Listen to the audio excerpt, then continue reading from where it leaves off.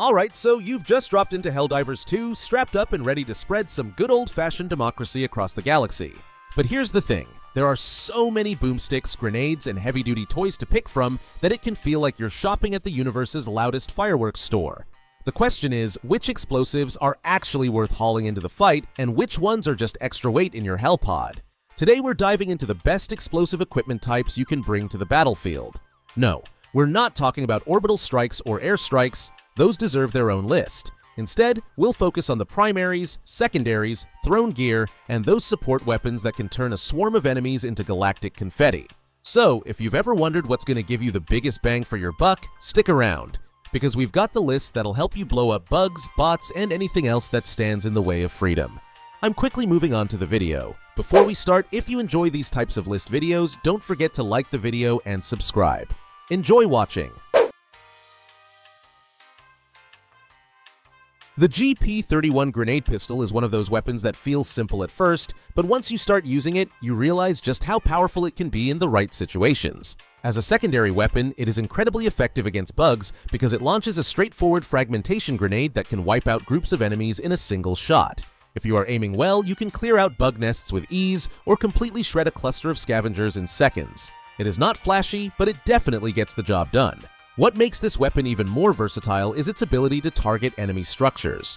Fabricators, illuminate ships, and even nests can be destroyed with a well-placed shot, giving you a lot of tactical flexibility in the middle of chaotic fights. Instead of wasting your heavier ordnance, you can whip out the grenade pistol and deal with these threats quickly, all while keeping your loadout balanced for the bigger challenges ahead. The only real drawback is the limited ammunition. With just 6 shots at maximum ammo, you need to pick your targets carefully. It is not the kind of weapon you want to spam randomly, because once you are out, that backup explosive option is gone.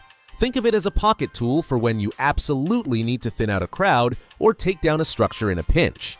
Used wisely, the GP-31 grenade pistol might just be the most underrated piece of explosive equipment in Helldivers 2. The Tuna 23 thermite grenade is the kind of explosive you bring when you know you're going to be facing some heavy hitters. Unlike standard grenades that are better for clearing crowds, the thermite is all about high single-target damage. One well-thrown grenade is enough to melt most medium enemies, and if you stack a couple on something as massive as a Bile Titan, you can bring it down surprisingly fast. It is basically your ticket to dealing with the enemies that refuse to go down easily. Where the thermite grenade really shines is when you manage to stick it onto a Hulk or a Charger.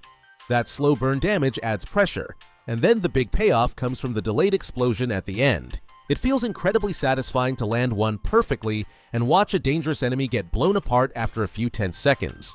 Just remember that delay though, it is not an instant boom, so timing and placement are everything. That said, thermite grenades are not your all-purpose solution. They are not great for destroying structures, and they do not perform particularly well against the Illuminate faction.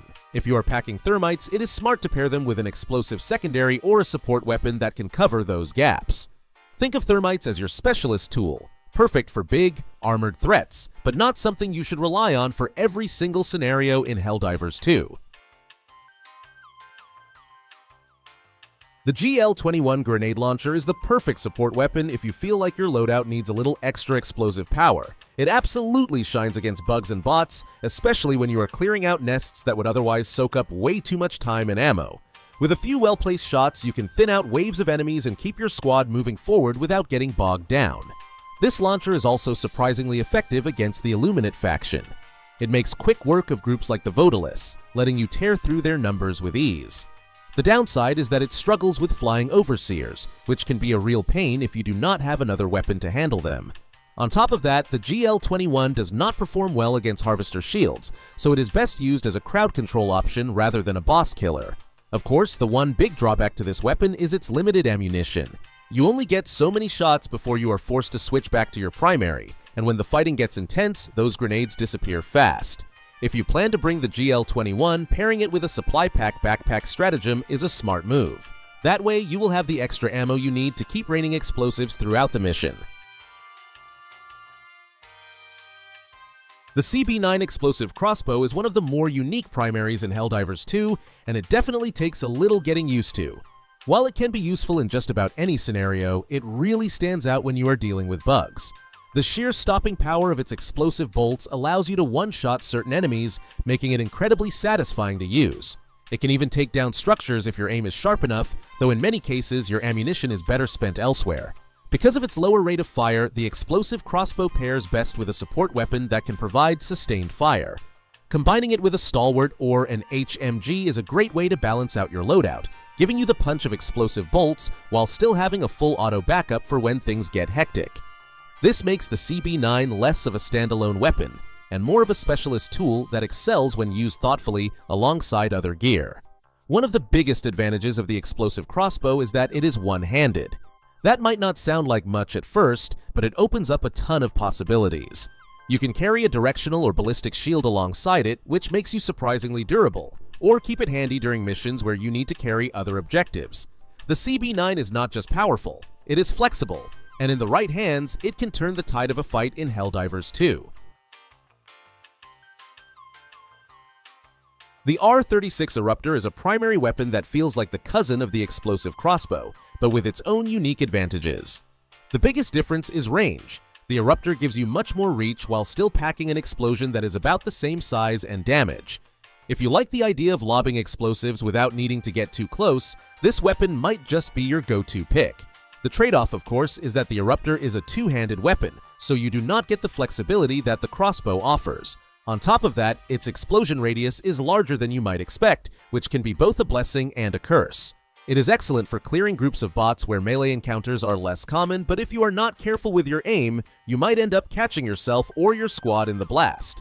One of the most useful aspects of the Eruptor is its ability to take out structures. Pairing it with thermite grenades makes for a deadly combo. Use your grenades for big enemies, and rely on the Eruptor to blow through nests and fabricators. It is a straightforward but highly effective tool, perfect for divers who like to keep their distance while still bringing plenty of explosive power to the fight.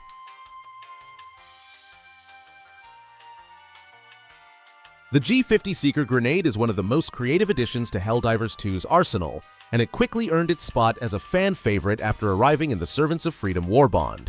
Unlike traditional grenades that rely entirely on your aim, the Seeker locks onto your pinged target and homes in, letting you focus more on positioning and less on lining up the perfect throw. It is a throwable that feels almost futuristic, and it brings a whole new layer of strategy to the battlefield.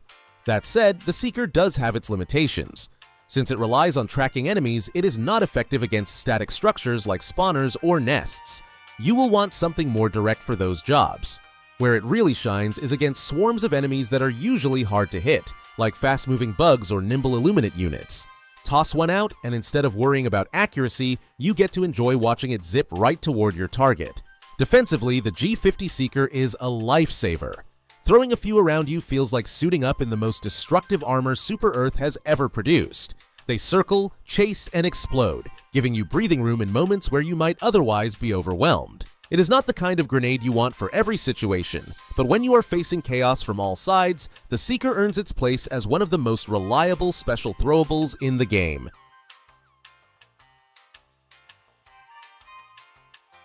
The GR8 recoilless rifle is widely regarded as one of the best support weapons in Helldivers 2, and honestly, it deserves that reputation. This launcher has the raw power to take down just about anything you point it at, from medium threats all the way up to the biggest enemies the game throws at you. With just a few well-placed shots, you can erase even the toughest targets, making it a top pick for squads that want reliable, heavy firepower. Of course, the trade-off is that the recoilless can be a bit ammo-hungry. If you're careless with your shots, you will find yourself running dry pretty quickly. The good news is that on most maps, especially urban ones, ammo is relatively easy to resupply. Plus, if you are playing co-op, a teammate can jump in to help you reload, which keeps the action moving and saves you valuable time in the middle of a firefight. This makes it one of those weapons that really benefits from teamwork. Another thing to keep in mind is that the recoilless rifle comes with its own backpack.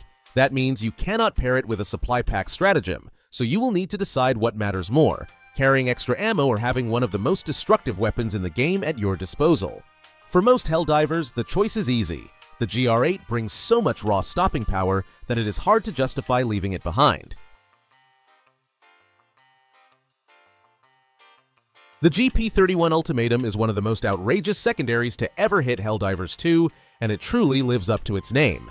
Introduced in the Servants of Freedom update, this sidearm basically lets you carry around a pocket-sized warhead. Firing it unleashes an explosion comparable to a 380mm shell, which means you can obliterate massive enemies like Bile Titans and Factory Striders in just one shot. It is equally effective for destroying structures tied to side objectives, making it a versatile tool of pure destruction. The catch, of course, is that you only get 2 shots to work with. Ammo can be replenished with resupplies and random boxes scattered across the map, but even then, you are working with extremely limited firepower. That is why most players save the ultimatum for only the highest priority threats. Still, when you are staring down a swarm of scavengers, it is hard to resist the temptation of wiping out dozens of enemies in a single glorious detonation. With that kind of power comes a very real danger: friendly fire. The ultimatum has no safety, and the blast radius is massive, so firing too close to yourself or your teammates is practically a guaranteed way to take someone down. It demands discipline and smart positioning, but if you can manage that, the GP31 Ultimatum is easily one of the most jaw-dropping pieces of explosive equipment in the entire game. The video ends here. See you in another video. Don't forget to subscribe.